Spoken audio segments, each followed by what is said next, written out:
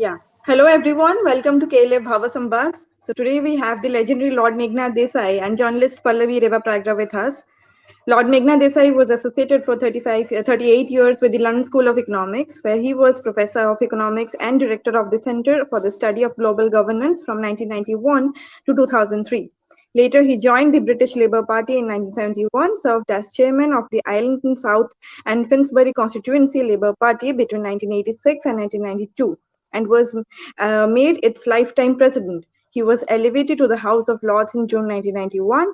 Lord Desai was chairman of the Gandhi Memorial Statue Trust, which helped raise the statue of Mahatma Gandhi in London's Parliament Square.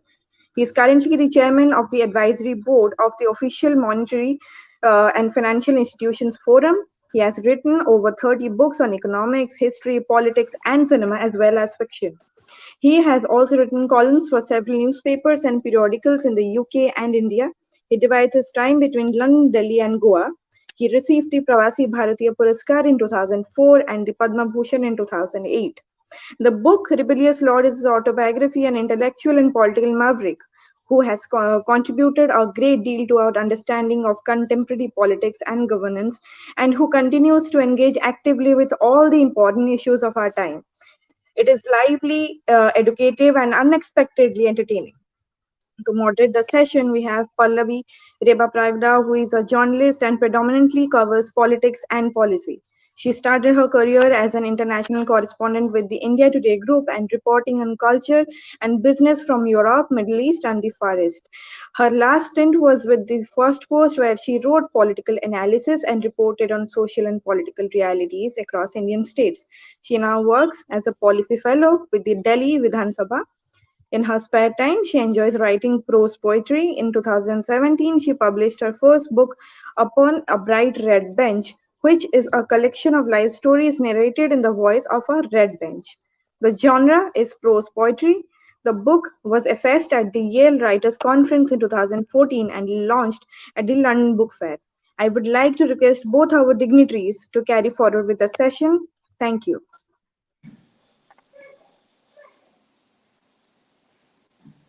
Hello, everyone, and welcome to this session where I will be interviewing Sir Lord Meghnad Desai, who has come out with his new book, Rebellious Lord. First of all, as the year comes to a close, wishing the organizers, authors, and all viewers return to normalcy in 2021. Uh, Having received a copy of this book published by Westland just this morning, I have to admit that although my reading of the text was rushed, the emotion that he has woven into the book wasn't lost on me. He's talked about childhoods in pre-liberalization India. He's talked about cities where horse-drawn carriages would, roam the streets. He's talked about festivals, and he's talked about children reading books instead of being on iPads. So it's a innocence of a time that I have not lived.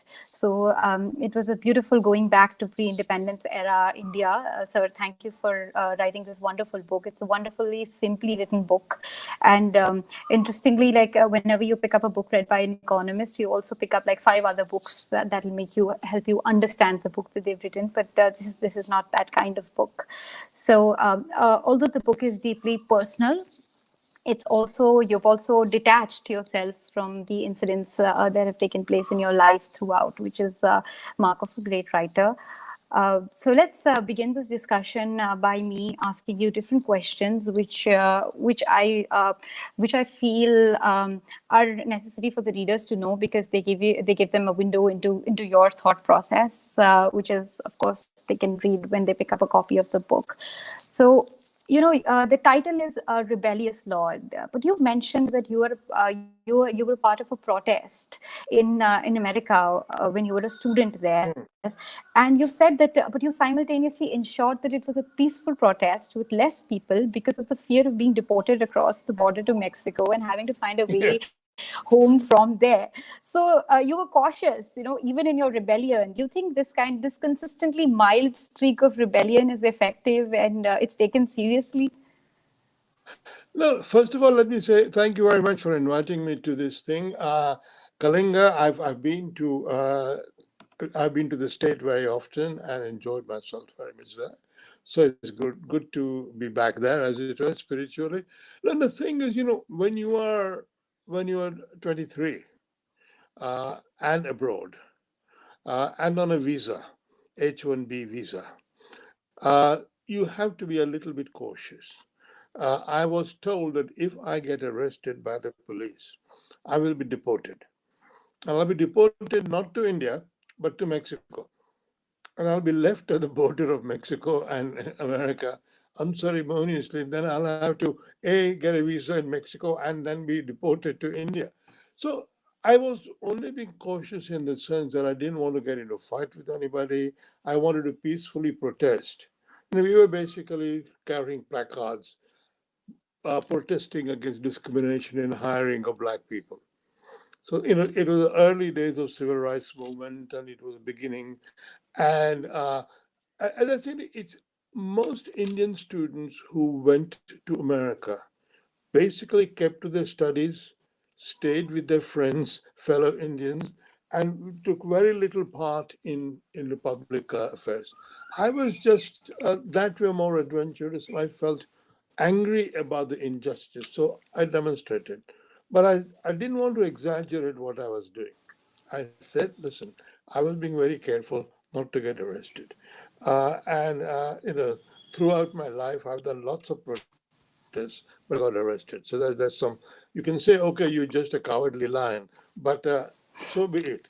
But I'm a lion, maybe I'm cowardly. There's a wonderful quote in your book where you said most Marxists, you're talking in the context of Indian Marxists, most Marxists are Leninists with a deep suspicion of the market and a great faith in state control of the economy. At the same time, you've mentioned that had you lived on in India, you would have joined the Swatantra Party, which Nehru described as the party of zamindars, castles and lords. How hard has it been for you to find your space between the opposing miseries of left and right in India? Now, I think let me correct the sequence of that. Before I left India in Yeah. 1961, I was very right wing, was sufficient right wing. I went to the founding meeting of the Swatantra Party. It was a great occasion because, as I say, that was the time I was lucky to hear Jayaprakash Narayan, one of the great Indians of all times, and he was there saying, "I'm not actually a member of Swatantra Party. I don't want to join it, but even as a Gandhian socialist, I want to welcome it because he believed there ought to be a variety of political views in the country." So when I went to America in 61, before I left, yes, I was somewhere going on the right. But by the time I came back, I had turned left because of my experience of racism in America, the Vietnam War, and all that. So when I'm from America, I went to UK.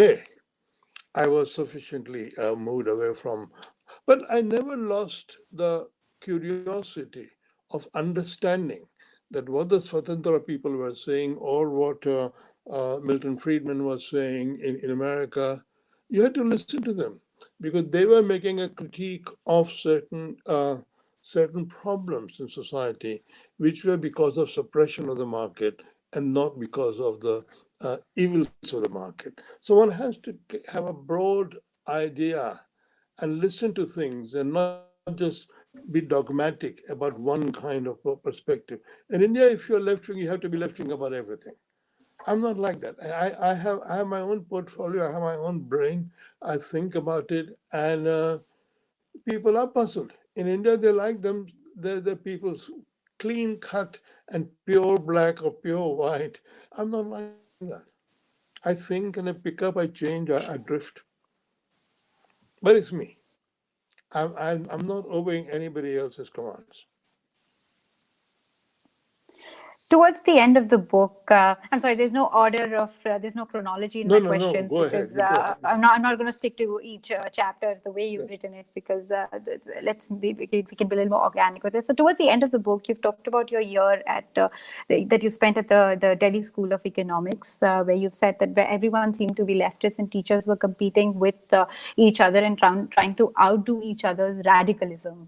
So do you feel Indian academia is monopolized by shades of an ideology that was imported. And when diversity, and today, when diversity has, risen in the form of, say, an emerging right wing, the same left is talking about the ideals of, when they talk about the ideals of diversity in thought, it leads to a conflict, because now we have the right I wing don't, emerging. Yeah. yeah, I don't know much about today, but I do know that in the 50s when I was growing up, and of course much more in the 60s, there was this comparative left wingism. Everybody had to be left wing. And by the time I got to Delhi school, I had been abroad for 10 years. I had read the left classics. I had taught Marxism at LSE. So I was much wiser than I was when I left. And I just thought they were very shallow. And when I say they were all Leninists, I think very few of them had read Marx, but they all believed in revolution and this and that. Yes. And it was they were quite uh, elite. They came from an elite. Fact that they could go to Delhi School of Economics meant they were not from the poorest people. And they always wanted, they were checking on each other who was more left wing than somebody else. And I thought, it's all play acting. Because if you were seriously left wing, you'd be in jail. When there were people earlier on in jail. And so I thought, okay, this is just showing off, what little pamphlet they have read lately. And so I didn't take them seriously, but I was amused that they thought that they could be left wing and still be part of the sort of the elite. And I'm sure that the people who actually ruled India, the Congress, they didn't take them seriously. They more or less entertained them and used them. I think the left wing, both CPI and CPM, were used by Indira Gandhi very cleverly, and she kept them tame. But I think today I don't know. Today I don't know to what extent there is the same sort of thing. But I think the right wing doesn't I think value sort of learning and pamphleteering, things like that. They want to have behavior. You have to behave properly and sort of dress properly and so on. I don't know.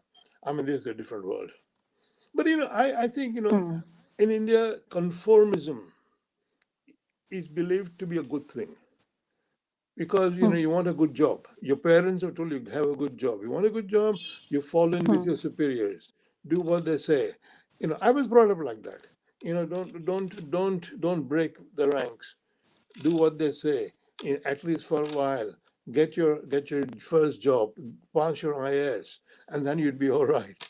Uh, don't disturb things. I luckily escaped at 21 and have never done anything anybody told me to do. Just very lucky. Is the reason for escaping from India the incident where your uncle locked you up in a room and you thought your parents could no longer protect you, and then you decided that you Right. had to fend for yourself, and then you just decided to leave? Yeah, that's a. You could say, well, how do you remember what happened to you when you were 6 years old, and But I Yeah, kind of make a plausible connection like that because I've not forgotten that incident, exactly. and I sort of say, did it influence me? So I've speculated that I'm not a psychiatrist. I've never had that, but I think that was a profoundly uh, deep influence on me because it was so completely out of character of my parents. My parents looked after me so well that is one incident. I mean, it's very unusual to have one little sort of 15-minute locking up to stay in your mind forever. I mean, so imagine how comfortably I must have been brought up that that little incident stuck in my mind and may even have influenced my views. So I just mentioned that because one is always trying to understand one's own sort of character.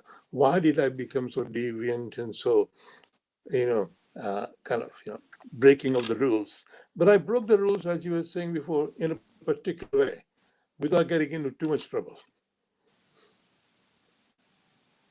Yes, I was well. you've also Yes. Yeah, you also mentioned that this may sound, it was traumatic for you, but it's nothing compared to the trauma that children are otherwise put through in school. Of course, And of course. your father used to pen letters to any principals and administrations of the Absolutely. new No, schools no. you were going Yes, to, that no. he's not going to tolerate physical abuse. Yeah. So that I had mean, a deep impact. yeah, I wanted to mention that, people may laugh at the fact that why is this boy complaining about being locked up Yeah. for 10 minutes in a thing. People have suffered real child abuse. Yes. There's real deprivation, childhood violence, starvation. And here I am, so comfortably well brought up that I consider this to be the end of the bloody world. So I know this is peculiar. I know that my parents were very good. They looked after me very well. I loved them all the time. But this is my autobiography. So I have to say what I thought and what I think. And maybe somebody more uh, talented and psychiatrically knowledgeable may read and tell me whether I was right or I was wrong. But at least I thought I'd throw it out as an interesting part of my childhood, which I've not forgotten. I mean, everything Yeah. it was all straight memory. I didn't have to look at any sources. Everything I Hmm. mentioned, I wrote the book at more or less a single sitting, and I wrote continuously. Didn't have to refer to any records. So all this is memory. Yes, but you've although you have admitted to have over psychologized the incident, but you've also contextualized problems in the Indian education system, especially primary education, where rote learning is pushed down their throats and Yeah, abuse takes place in schools. So this is a point which we sort of overlook when it comes to primary education. The war that we fight is that it should be compulsory and free, that everybody should be attending school, but the kind of environment you're giving the children is never really discussed or brought into any sort of mainstream absolutely. political debate.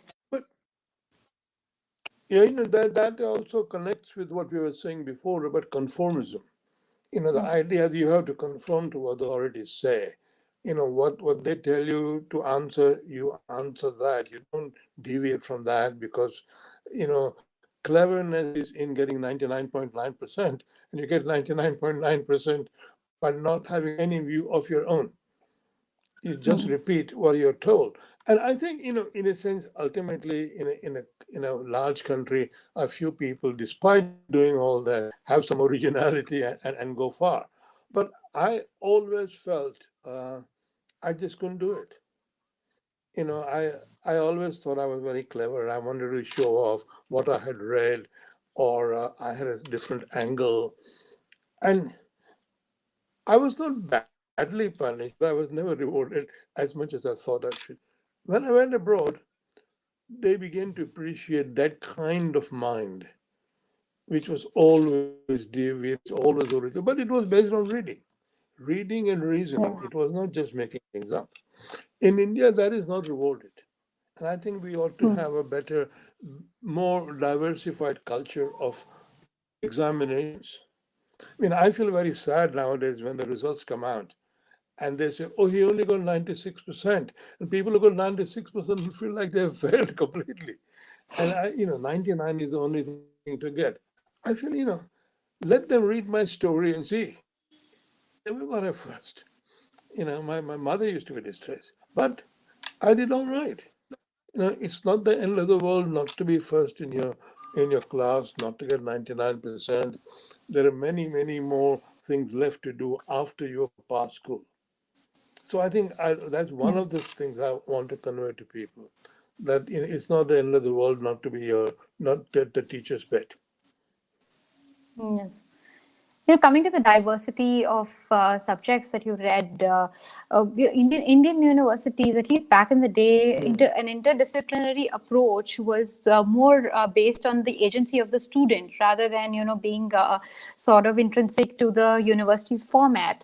So it was like the students, for instance, you read, you were reading on cinema, you were into theater, there was literature, there was economics, there was English, there was so much happening at so many levels. which sort of opened up your mind. Do you think the kind of education system that we have today has, has shortchanged, the students feel shortchanged because of the kind of systems we've created, which are so airtight? Yeah, I would say, I think so. I no longer know life of young people But yeah, intimately, to cut you but there short, are two things. it reflects in the way we analyze economic policies or social policies, because the economists sort of miss out on the social aspect, the sociologists sort of miss out on Absolutely, the economic yeah, aspects. It sort of reflects indeed, in the way we think as a society. yeah. I think there are two things about that. First of all, my family full of people who read books. They read anything. They're all book readers, mainly novels and so on. But they're always reading in the family. And different books will turn up. You could read. But I think what you say is also true, that people specialize too much. And even through my career, I was a rarity at a London School of Economics in being interested in more than one subject. People would come from other departments, and I was interested in what was happening in sociology or in economic history. Uh, and I set up a study of global governance, which was international relations. But I just did it naturally because I spread myself across quite a few things. But it's very enjoyable. I mean, it would be nice if people had uh, you know, a, a broad framework, but maybe it needs both. You need some specialists and you need some generalists, or multiple specialists. Let's put it that way. I'm a multiple specialist. Coming to Gandhi, there's a very interesting passage in your book about Gandhi's assassination and how you lived the social consequences of it, and your father being part of the law and order fraternity, and Yeah. your sister being at the protest. So two people from your Yeah. family being at opposing ends at that juncture, and how you lived it so closely. If you could just share a little bit about that emotion, because I've read the book and you've put it all out there, but for the readers to know what India experienced then and how a little boy experienced the assassination of Gandhi. In a sense, one has to say that my sister was that way, very adventurous. She was the firstborn, but my father always brought her up to do non-girly things. He never said, "Oh, you as a girl, you can't do that." So she was always a bold person who went into this demonstration. Maybe that's where I get it from. She was in his demonstration protesting against this person, who they all wanted to march to his house and protest. And he never ever said to her, "Don't go to that demonstration." Of course, we had, as I said, the ringside seat. We could see the demonstration coming. Yes. We could see the police just at the bottom of our house, and with guns. And that was our first experience of having this kind of conflict situation being enacted. And we are like respectable Brahmins. We don't do things like that. And my sister did that. I mean, she was perfectly all right. But that was a very memorable experience for me, and it was connected to Gandhi's assassination. And I can still visualize that scene in my mind, even as I'm talking to you. And so it was a clearly very influential thing about. And then, as I said, I've been in other demonstrations with the police and the police forces and so on. So it was that sort of idea, and very unforgettable. But it taught me that you could indeed go on demonstrations. It's all right, and protest. Do you feel the clash of state and civil society in the post Gandhi era has matured up? Do you think India is a safe place to protest in? You know, everywhere I have lived, there has been protest. Every society is imperfect. In every society, there are people who want to change it. I believe that's what made me join the Labour Party. That's what I've done all my life. I want to change the society because I don't like the way it is. There are too many losers, and I would like to repair things somewhat.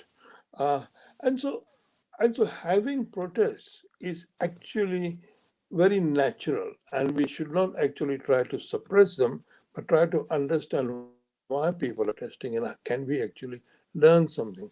And sometimes protests are what we call reactionary.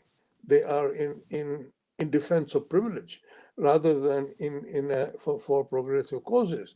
But even in that case, we have to understand what is it that these people are protesting about? What are they defending? And should we listen to them? Should we accommodate them or should we ignore them and say, no, go away? We want to, I mean, after all, in a number of issues like gender discrimination or racial discrimination, there are people who strongly believe that it's all right to be awful to women. This is our traditional culture, etc., etc. And I say no, it's not. I don't care what your traditional culture is. This is what new society is. Now we have to listen to why people are opposing, persuade them, or organize protests and move society, move legislature. And I think it's very important that we understand those whom we are opposing, as well as try and convince them that they are wrong and we are right, as far as possible peacefully. Uh, India has more or less succeeded in not having too much violence compared to some European countries and so on. But you never know. There are a billion plus people, and there are lots of conflicting interests. I mean, we have this farmers' protest going on right now. It's one of the biggest protests I can think of, and we will see what happens. It's a democracy, and a democracy has a way of sorting things out. And we will see. I'm very optimistic about India. I'm not at all pessimistic. I think whatever Yeah. happens, India will be all right. Do you feel that India, present day India, the concept of dialogue is lost? The concept of having rational, clear, transparent communication between two groups, that process has somewhere taken a big beating because the ideologies are opposing, and whether it's social media or whether it's media in general, it's always two sides of the same story, but never a middle path. In a way, I mean, let me put it this way. Yeah, quite a lot of people feel restrained from saying what they would like to say. And this is something new. I don't know how far that, since I don't live there, I go there occasionally, very often, but I don't know, I don't live there. Uh, when in the earlier days, when people say, oh, there was liberal diversity and all that sort of stuff, you know, I think it's slightly exaggerated. We ought to really go and examine that period because I lived through a little bit of it. And there was, as I've discussed, a lot of fake left wingery and suppression of the right wing opinion very much, or at least right wing opinion was not encouraged. There was a man called B.R. Shenoy, who was a right wing economist, and he was kept out of every important job. We all knew that. They say, "Oh, don't read him. He's crazy. He's right wing. He's a Hayekian liberal." Something like that. And he was kept out of professorships and things like that. Now, we took it for granted. Or when you read history of India as written in the old days, there's absolutely no mention of any other party except Congress party in the independence movement. We just don't know what was happening when 1942 Quit India movement, all the Congress people went to jail. Nobody tells you what happened in India outside the jail. But there were people running government, there are social reform. Hindu Mahasabha has also done social reform when it was in power. Other parties have done social reform. No mention. Why? Because Congress didn't do it.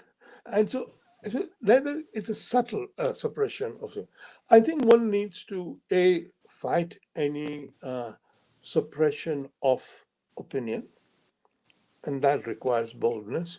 But we also need to go back and revise our history, the way our modern history has been written.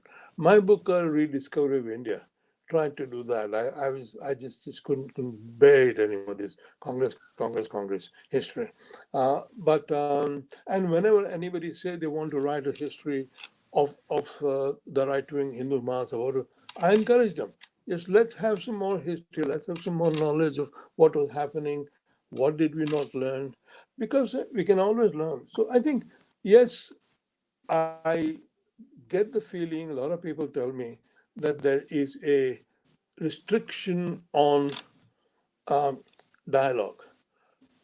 Social media have made a lot of difference to this. Social media allow anonymous abuse, anonymous threats, and we're finding it even here. People are intimidated, especially women are intimidated. They get threats of violence, threats of rape, violence, things like that. And anonymously these things are out. You don't know who it is, and suddenly you get 1,000, Twitter sort of messages. And we haven't found a way of dealing with social media. But I think people are intimidated from saying what they want to say, much more now than used to be in case of when I was young, because you knew who was criticizing you. There was no faceless criticism, and now there's faceless criticism. I never took a Twitter handle because I don't want to be abused, and I don't want to abuse, and I don't do Twitter. Just I think it's the context of debate has changed across the world because of social media. And well, of course, lots of things are possible due Yeah. to social media, Facebook, and so on. I think uh, debate definitely has been restricted much more, as much here as in India. Here we have got what we call the woke system. How what you call somebody, how you Yeah. express your opinions about LGBTQ people, things like that. Suddenly, there is social ostracism, and it happened to J.K. Rowling. The poor woman is facing a lot of criticism. Now, it's a whole new era, unlike the liberal 50s and 60s and 70s. When whatever else was there, we had freedom of speech much more unrestricted than we have today. And one has to be very careful how, words somehow matter, not facts. What you call somebody matters more than what you do to them, as it were. My Yeah. favorite view is in America, what they call the N word is not allowed. The N word, if you say the N word, you are bad in politics. Now, you go and listen to Martin Luther King, and he uses the N word all the time. Hmm. Why? Because the words didn't matter. What happens in fact to the people. What happens? Their lives haven't changed all that much. Okay, you don't call them N, but their lives haven't changed that much. What matters? The label doesn't matter. Reality matters. And I really, someday I'm going to get myself into trouble by saying this openly, that ultimately a lot of this thing is just fake liberalism. We have to be really concretely liberal and improve matters and not just change the label.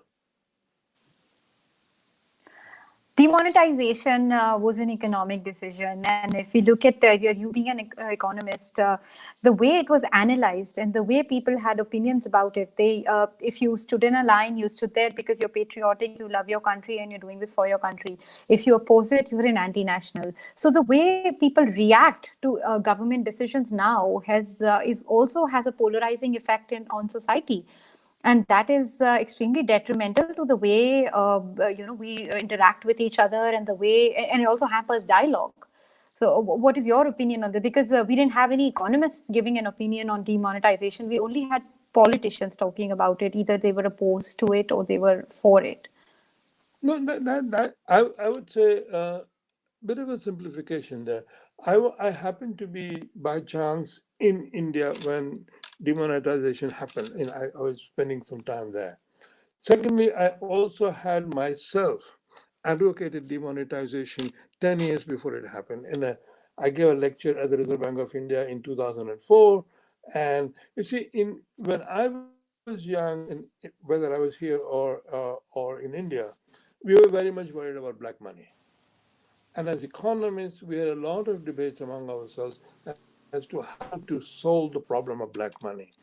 And we had gathered that black money was prevalent because A, you could escape tax and all that. And having a hoard of black money, it wasn't just sitting there, it was circulating and all. So the question was, how do you make that money less valued than legal money? And so I had this fantasy which I had described, what I would do as a prime minister, how I would change currency overnight and all that. Now, I think when demonetization happened, there was a lot of debate among economists. But mistake made was that they didn't get the new currency ready on time. If they had had the new currency ready on the very first day, but because what happened, if I had a bank account, it didn't matter that I didn't have old currency, new currency. My currency in the bank went automatically from old to new. Yes, there was a limitation for a while on how much currency I could withdraw. But if I was holding cash and I went to a bank saying, please give me new money, bank will say, we haven't got any new money. We will give you 1,000 rupees, but not more than that. So people who lived on cash suffered much more than people who lived on bank deposits. Of course, the very rich who were using cash, they were not using cash for day to day. So I think a little bit more of thought would have been better. But it didn't do as much damage as people said it did. I wrote articles. I used to write a Sunday article regularly in Indian Express, and at that time I have my articles. People can go see. I said yes, it will damage, but damage will be limited. And ultimately, I think because when the prime minister made his speech, he said, "This is going to be trouble. You're going to have hard trouble, but please do it because we need it." And of course, he was criticized very much. I took part in a lot of TV debates and so on. I think it was just what we call cack-handed. If they had got the new currency ready to give away, but in India, people suffer, but they're used to suffering and they adjust. They have fantastic capacity to adjust, and people adjust it. In those days, if you had 1,000 rupee note which you wanted to get rid of, your your vegetable seller would say, "Give it to me. I'll give you nine uh, notes of 100 each. I'll give you 900 for 1,000." You say, "Fine, thank you. Give me."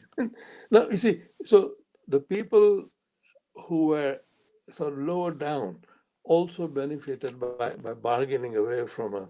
But so, yes, people are ingenious, and I think it was a badly implemented, well-intentioned policy.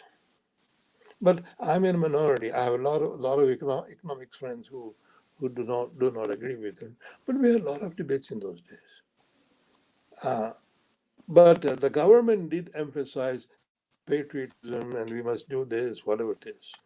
But they always do that. Yeah. We are There, Brexiting in the government. We're happy. yes. Sorry. Yes. So you said there were a lot of debates, but the idea that you were opposed as an economist, if you're opposed to a decision the government is taking, then you were not, brought in for consultations, or you were not engaged in the discussion. Is that true in the context of India? That if you're viewed as anti-government, I or have if you have heard that. ideological I have heard differences? that. See, I've never been consulted by government of India for anything ever, which I don't complain about because I'm not an Indian citizen. I'm a UK citizen, British citizen, and I'm very careful to know that I may have opinions on India, but I always have to say that. I have heard, but all governments do it. I mean, as I was saying before, when the Congress was in power, right wing economists were not consulted. Simple. You know, you consult people who are of your views. You never ask people who are really in opposition. Very few governments actually consult opposition opinion. You require a lot of confidence to do that. Very few leaders I have seen who are willing to listen to the opposite area. But somehow in society, opposite opinion get expressed, publicized, and so the government can at least read what other people are saying, which is what happens Yes. here. But in India, what is happening more and more that you don't even get published Hmm. if you are holding the opposite opinion, and you don't get a television platform. And that I think, and also I think the language is somewhat deteriorated, very very extremism. I was in India Hmm. during August and September, and everybody was talking about this the death of this film actor, uh, Sushant Singh Rajput Rathod, or whatever it was, and the language about Bollywood and drama is so horrible. It was really extreme language in which people were being accused of things without any evidence.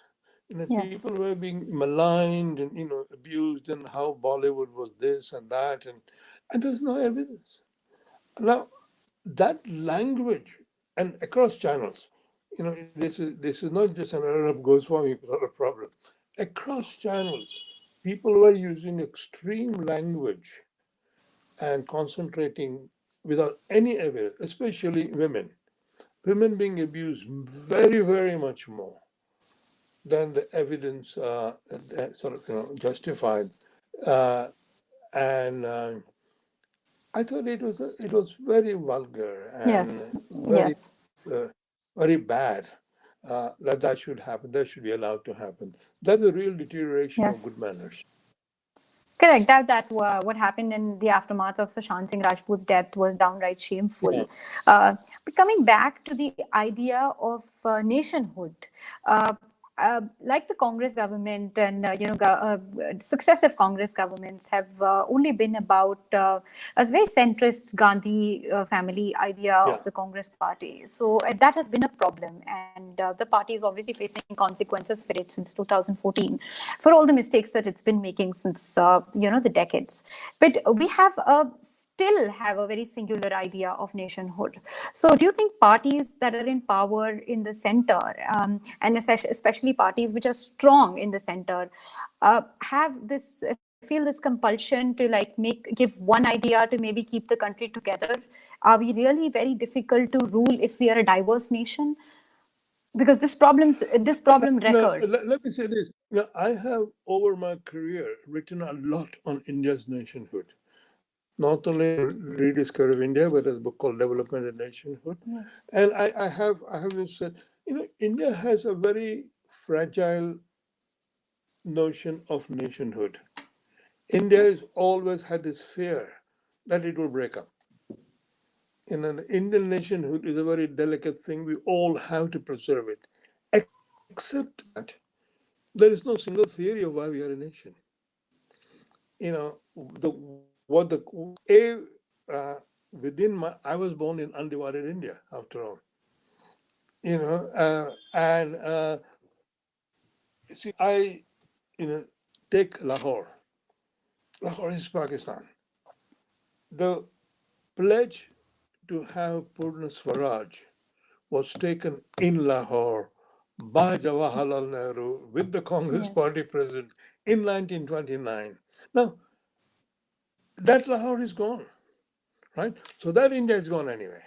Now, let's take the current India. Hmm. And I think partition was such a big shock that Nehru decided secularism has got to be the story. Whatever happens, we're a nation. And that story was too elitist, in my view. It did in a very religious country, highly religious country. The idea, yes, it pleased very educated people, this sort of thing, but for ordinary people, it wasn't warming their guts, as it were. And so the Hindu nationalist story is another story of why India is a nation. But it's also fragile because it has to deny a lot of people Indian nationhood. I have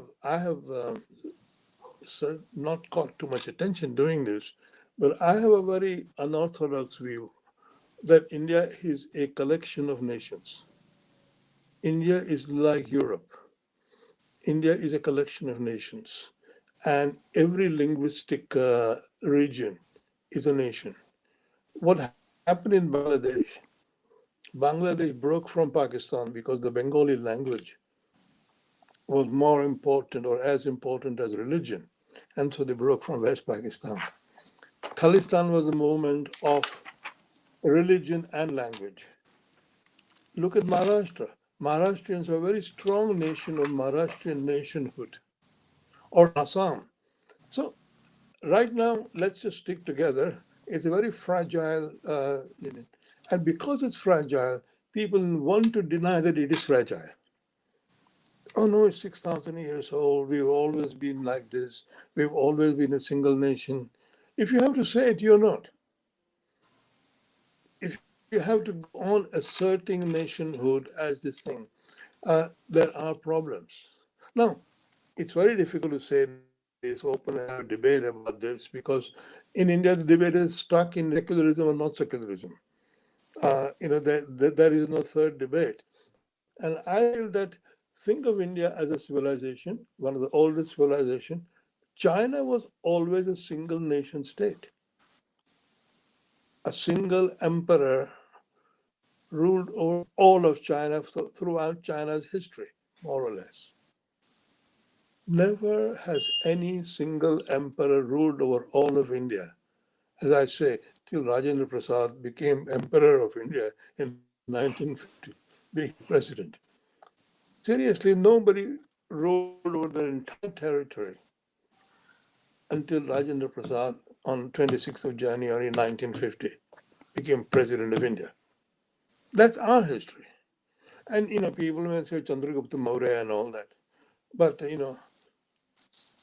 we haven't not had that critical history written because the compulsion of saying, no, India is one, no, India is one. There's a lot of tension about that. Maybe your generation, maybe the generation after you may improve it. But I've openly said, I'm a foreigner. I'm a British passport holder. Who cares? But I've since I was in India, I've had that opinion that India is a nation of nations. It's a collection of nations, and it is. Thank God for democracy. It has kept us together. Democracy is what keeps us together. Democracy and the great constitution. That's what keeps us together. But there are a lot of differences. We are many nations. I think at this point, I would like to ask you about Sardar Patel and the role of Sardar Patel, because you're talking about India as a collection of nations, and he's the unifier. He's known as the described as the unifier of India. So his role, because I you have also said wrote that's in my autobiography. there's a play, yes, Vallabha Mrityu, which you've talked about, which is very interesting. Yes, So indeed. Sardar Oh, Patel's that was role vis-a-vis Nehru's role in post-independent India, and where do you see the two of them? And do you think there's India would have been a different country had Sardar Patel, become the prime minister? And do you have views on this? no, you see what people forget. Sardar Patel had a heart attack in 1946. He was physically actually not a very strong person. I mean, I very much admired him. He was a great person. But in a sense, it was, he was uh, about 15 years older than Nehru. Okay. Yes, I think And so 17. it wasn't going to be, he was born in 1875 and Nehru was born in Yeah. 1889. So, I mean, that was the difference. Vijay Patel was more friendly to Gandhi. They were almost friends Yes. together. Yes. No, I think he was fantastic, man of great ability, and it would have been better had he lived. But I don't think it would have made that much difference. I mean, Nehru was what Nehru was, and Nehru got China wrong. But apart from that, I don't think it would have made that much difference because Sardar Patel was also a liberal congressman who worked with Nehru, who was with Gandhi. He wasn't some kind of an RSS person or a real Hindu nationalist person. He was strong. He was very patriotic, but he was also throughout a congressman, a Gandhian congressman. One must never forget it. But I think, again, people want to write alternative histories. This is not just India, it happens in America and everywhere else. Because they don't like what there is. They say, could it have been better had X been prime minister? Oh, so I think it's much more important that Lal Bahadur Shastri died young. For me, the biggest shock in the Indian political system, had Lal Bahadur Shastri lived a full life, we would never have had a dynasty. So dynasty came because Shastri died. Had Shastri had 15 years as prime minister, nobody would have thought of Indira Gandhi. That is a big loss in Indian history. Uh, because he died within sort of less than 2 years of being prime minister. And I mean, he was a good mysteriously. prime minister. And a good prime minister. Very bold. He took the bold decision in 1965. He did good decision on Hindi, kept the nation together by not insisting on Hindi. He was also very about to improve our planning by not being too statist. I mean, he did a lot of things in 21 months. I think he's the most underappreciated prime minister in India. But it was his early death, which was a big shock in Indian history, not Sardar Patel's death. Sardar Patel was already known to be fragile. Great man, no doubt. There's a line from your book about your analysis of public debate where you said using machines to make machines was taken to be a sound left-wing strategy to guarantee self-sufficiency, Yeah, while investing in agriculture to boost employment was criticized as being right-wing and capitalist. And you said, indeed. I'm astonished at how naive the public debate was. Do you think that after decades of this episode that you're talking about, public debate is still naive? And I'm not even talking about primetime news. I'm talking about the way debate takes place, say, in parliament. Yeah. No, I think there is a yes, debate is naive. Debate has not moved on very much. Uh, uh, in a sense, when you think about it, the return of Atmanirbhar, national it was called national self-sufficiency in Nehru's days. We were we didn't want imports. We didn't believe we could export. It had to be self-sufficient. We had to make it all ourselves, so on. And I keep on saying no country in the world has ever developed being Atmanirbhar. No country. Not America, not UK, not Europe, no country in the whole world has developed. You have to be dependent upon international trade, division of labor. You have to take advantage of that. And you take techniques from outside, you take money from outside, you send money outside. Uh, that's one of the standard thing in economics. But in India, again, like you were saying before, the sense of nationhood is deeply embodied in this debate about the economy. India has to be self-sufficient because it has to be different from everybody else. The idea that India is completely different, superior, unique, not like anybody else, uh, and so we get into muddle. I was saying earlier today, in India, there's not a single political party which is pro-business. Not one single political party. Nobody says, business is a good thing because businessmen create jobs. Nobody says that. Nobody thinks that farming is actually a private sector activity and farmers are profit making entrepreneurs. You say Hmm. Kisan and everybody starts crying and forgiving debts and so on. But uh, agriculture is a private sector activity. but nobody has any good thing to say about the private sector. Now, how can any country have a serious debate when people don't value business? Where do you think their money comes from? Where do you think the vegetables come from every morning? It's a market which does it. The government doesn't provide you vegetables. The market provides you vegetables. Now, you know, from RSS to CPM, no political party in India is pro-business. And that is shocking. Yeah. It's And also and because people. Oh, I'm so sorry so to cut you no, off. no, no, But no, it's go also ahead. because people are voting on identities. They're voting on caste. They're voting on religion, and we're voting for personalities instead of logic, instead of policies, instead of what is going to happen on ground. And the voting that happens in India for the Lok Sabha as well as for the Vidhan Sabha, it's obvious that these are local issues. But for the Lok Sabha, they're not voting for their MP. They're voting for who the prime minister is going to be. So of course, their understanding of their life around them is based on that. No, I'm not complaining about people. I'm complaining about leaders, political parties. And I mean, they were always like that, even in days when in the 50s and 60s. But the thing is, somehow, remember Nehru saying to J.R.D. Tata, "Don't talk to me about profits. It's a dirty word." Yes. This prime minister of a country which was 95% capitalist,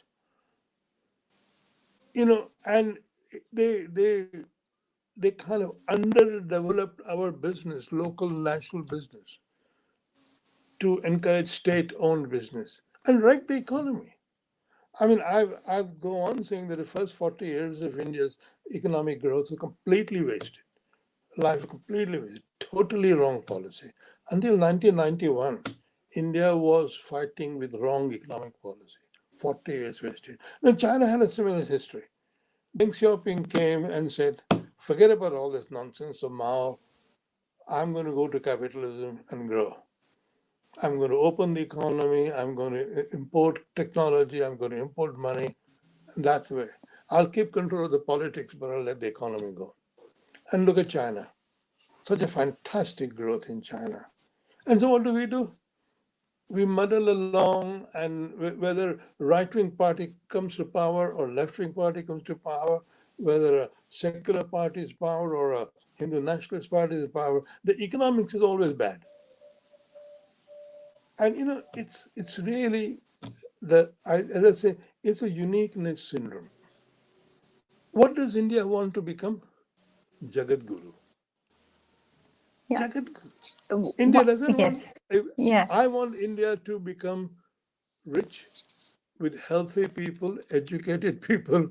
Uh, Yes. you know, I my, my One. I want Yeah. India to become like other countries but better. I don't want it to Yes. become Jagat. What's the point of becoming Jagat Guru? I mean, you can anytime pretend you're Jagat Guru. Who's going to Yeah. challenge it? Uh, One of the reasons why Indira Gandhi launched the 20-point program was to lift like millions out of poverty, because we have that problem where people are going hungry, they don't have access to basic I education, know, basic healthcare. absolutely. So the reason for socialist measures also is the reason is also that people lack access, and we have huge numbers that we need to deal with. So, I mean, there are still, scores of women dying every day because they don't have access to, say, a gynecologist. And there is extreme, like, high rates of maternal mortality. And we're in 2020. So, if you're No, I totally mean, capitalist, I could go on for several hours as to how bad Indian economic policy is. Occasionally it gets good and then it gets bad again. But I mean, okay, it is more now than it was before. But India may be the fourth largest economy in terms of total income, but it's 148th in terms of per capita income. Its human development index is god awful. Its per capita income is low, and there is no ambition.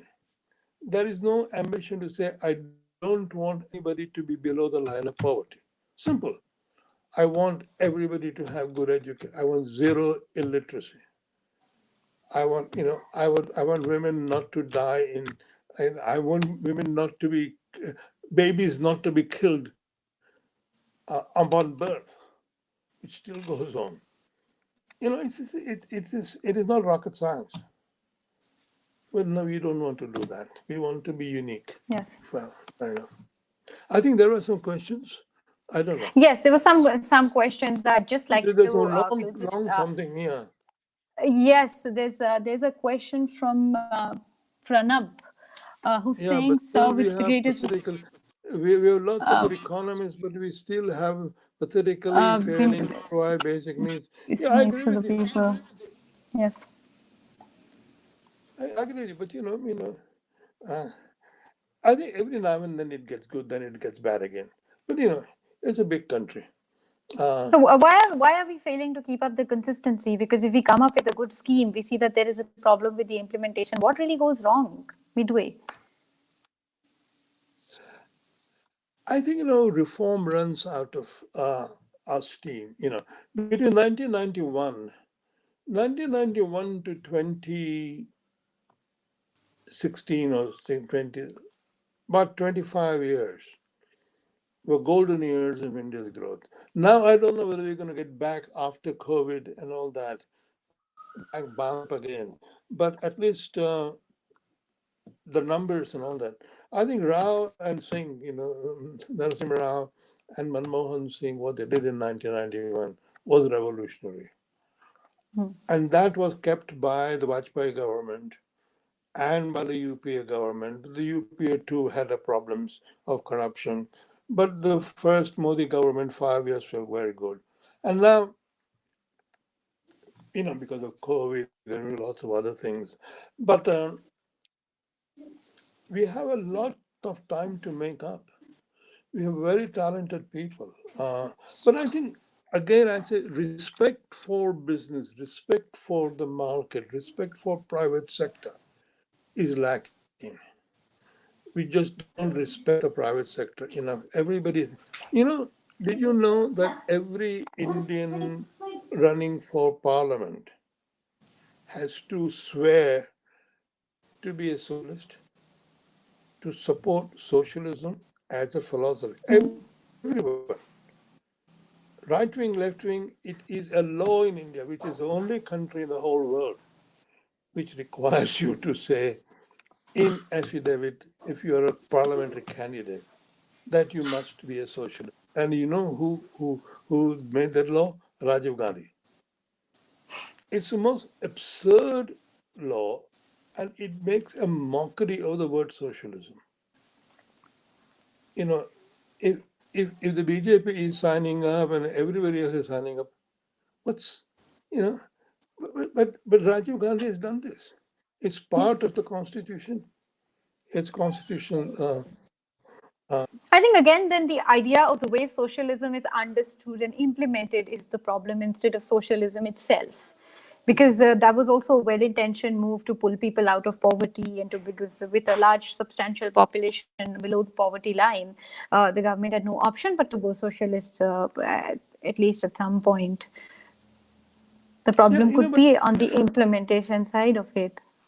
in India's socialism, at least Nehru's socialism, was more concerned with India having steel making capacity, machine making capacity, armaments making capacity. He said to somebody, I mean, it is in writing, it's in my book, that I want to have public sector take a lead because I want to make India a strong, sort of make its own armaments, sufficiency in armament. In the middle of all this poverty, what does he only want to make India sufficient armament? Why can't he just buy them and give food instead to the poor? No. See, it's those kinds of priorities. As I say again and again, the uniqueness of India, the glory of India, we must be a great military power, we must be this. Why not just provide decent lives, clean streets, healthy living, education, and no poverty? It's very simple. Other countries have done it without invoking Yeah. socialism. Socialism was a fashion in the 50s, so on. It's going out of fashion. I belong to a socialist party, but it's going out of fashion everywhere. What people want is some sort of economic progress. But, you don't have to have the state do it. There are a variety of, everything we do nowadays, our private telephone, our telephone was not done by any state. It was done by private sector. Amazon, Facebook, Google, everybody is just private sector. The whole cybernetics was okay. The US government invested some money in it, but by and large, the whole thing is private sector. Silicon Valley is private sector.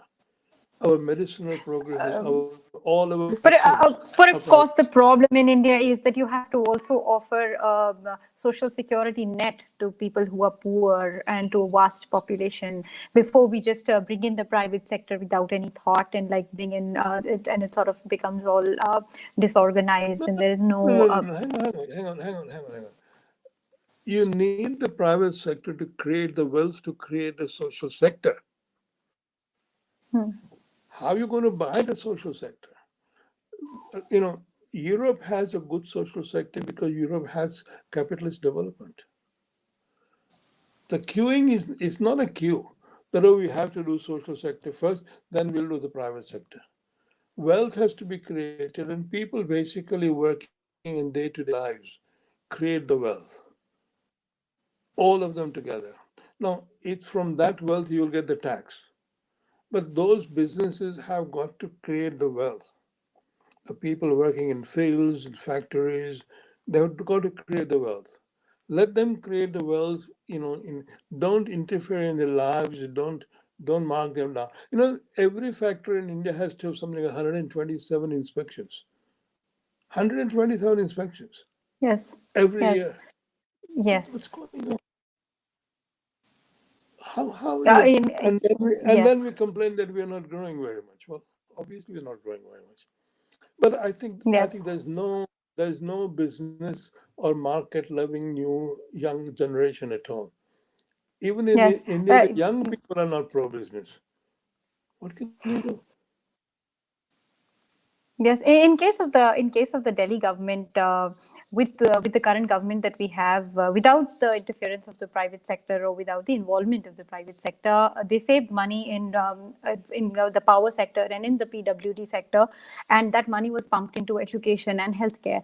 So it is possible without bringing the private sector to the fore. But of course, we need to strike a balance between capitalism and socialism. And you're completely right.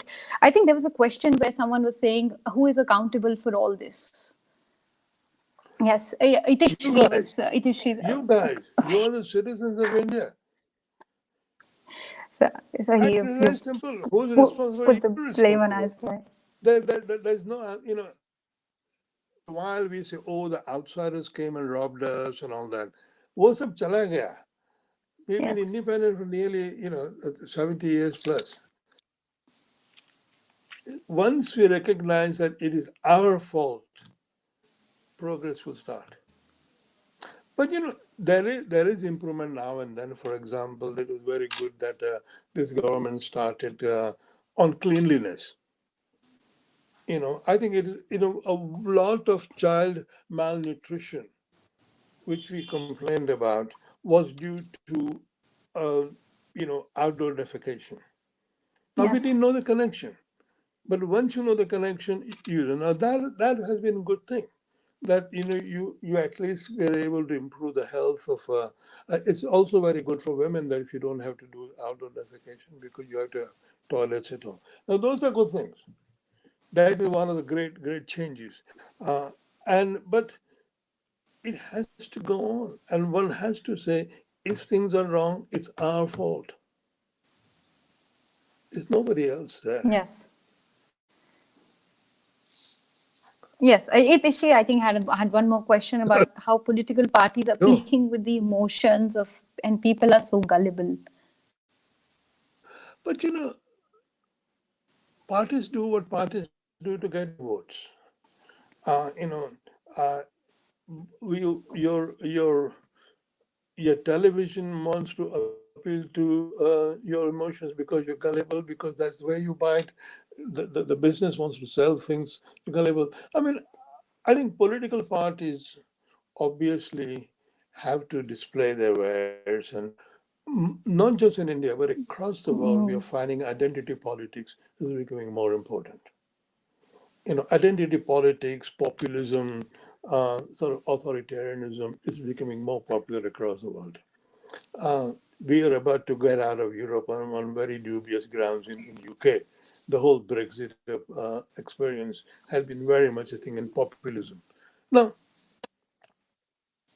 of course, if parties do that, people have to develop their own critical faculties, their own critique of what the political parties are doing, but not get caught by those emotional shows. But marketing techniques are very manipulative. People know how to make you buy, uh, you know, Yes. blue ice cream rather than red ice cream, and one has to resist. Again, you go back to saying one has to have independence of judgment, not just obey what you are told by elders, by teachers, by whatever. Think independently. You have to think And independently. it is becoming rather difficult to think independently and to internalize that habit of critique and critical thinking. You've in fact written about how you were attracted to one Mr. Dilip, who was a poet, and he was critical of Marathi poets, and that kind of Yeah. that kind of those academics who engender critical thinking are now under the attack of either the government or society in general. So it's sort of a depressing trajectory. Yeah, it's I have okay, I have been lucky. I went away and I developed whichever I did, uh, and survived and all that. But even in India, even when I was there were people who were ferociously independent thinking, and they passed on. Some of my teachers were very good, and I think I'm sure India still is full of some very very brave and very good people. And but I'm in general, I'm very optimistic about India. I'm not pessimistic about India because it has an enormous capacity of surprising you. Surprise people. People leaders come out of nowhere. People surprising. I mean, think of it one very simple example. Think of the farmers' troubles. When I was young, we were living off American wheat shipment. Yes. And then we had a green revolution. And this is actually a result of a success story of green revolution. When farmers became very prosperous, and what is now going on is the government is proposing another phase, another kind of green revolution. And the old green revolution doesn't like the new green revolution. But the government has failed to explain to the farmers, mainly of Punjab and Haryana, why they are doing what they're doing. They were much more worried about they had a parliamentary strength. So they said, here's my bill, I got the parliamentary strength, and it was parliament.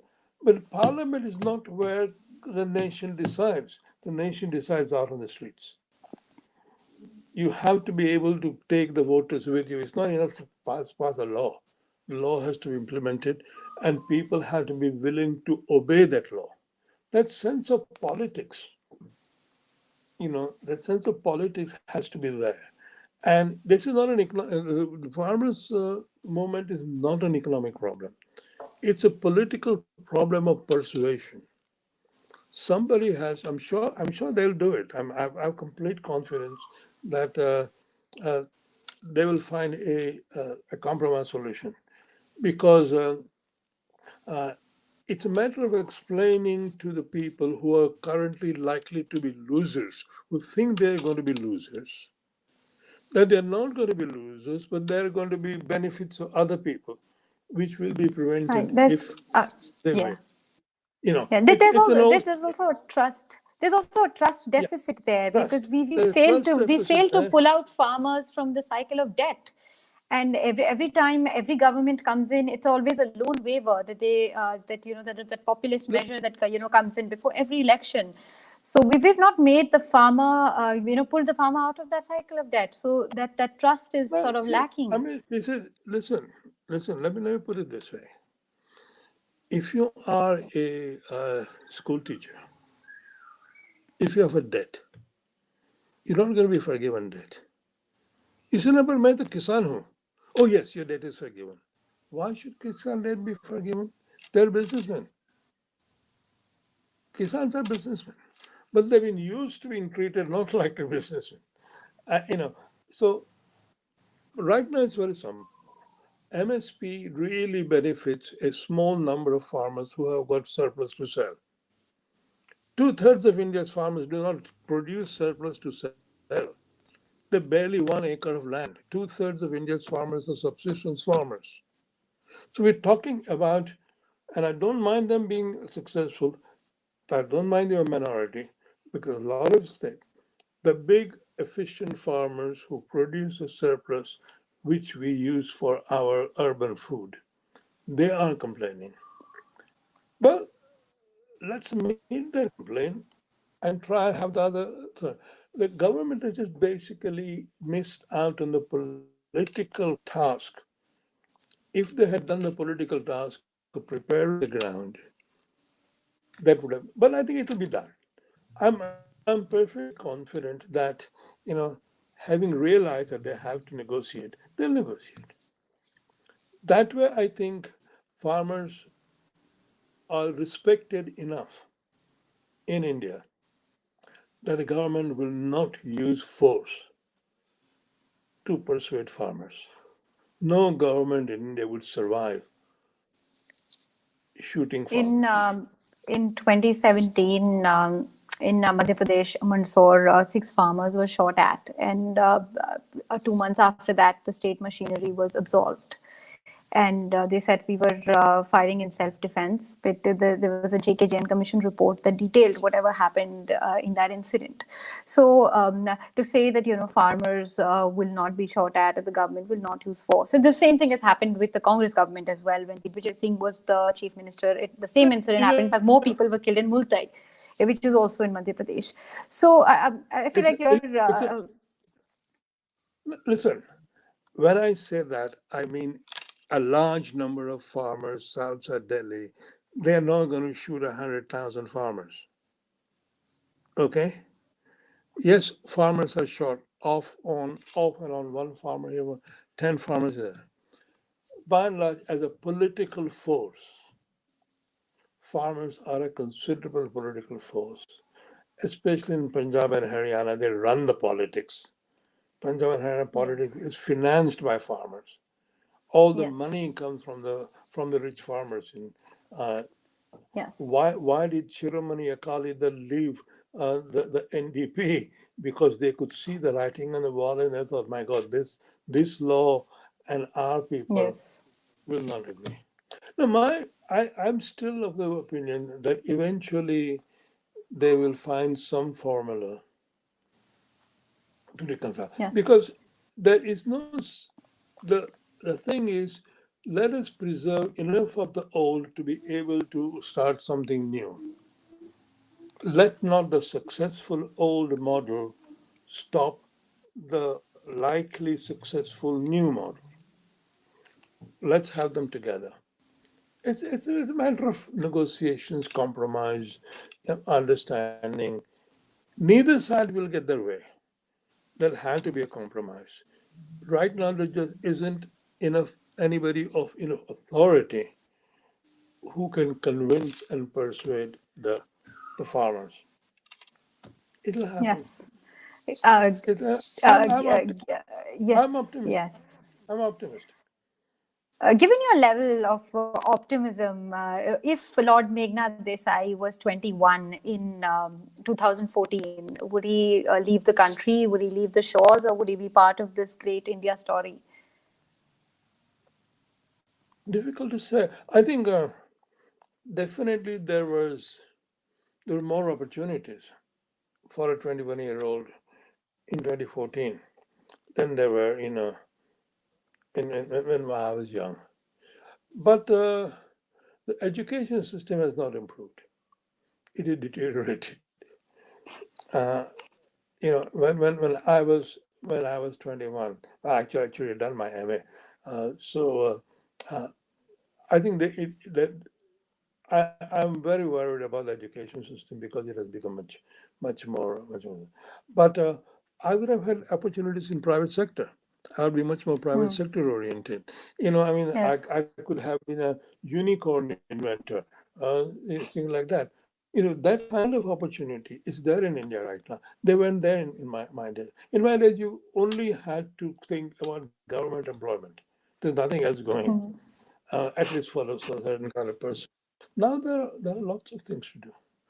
You know, there are opportunities in television journalism, you know, other things, think tanks. Uh, no, I'm to that extent, life is better. But in I wouldn't have got as good a degree had I stayed in India. That unfortunately still remains true. Yes, it was fabulous talking to you and reading your book, which I've read in just a couple of hours. But it was so beautifully and so simply written. So, to all the viewers here, get a copy. It's published by Westland. It's on Amazon, and it's a fantastic book. And it's simply written book by an economist and about his life. So it was a great conversation. Do we have any more questions? Should we take any more questions? I'm happy to take any questions anybody has. I But can't see any questions we've talked flashing about on the everything, not just the screen. book. Yeah, we've talked about Yes, India. the whole idea was to engage you in a larger conversation about India and about our No, absolutely, social, political, absolutely. I economic enjoyed it realities. very We're much. not going to leave you without I discussing all enjoyed of it that. very Of course, much. keeping a book in the center. I love the conversation. Any more questions? Or somebody from the organizers are here to just uh, tell us if there are any more questions.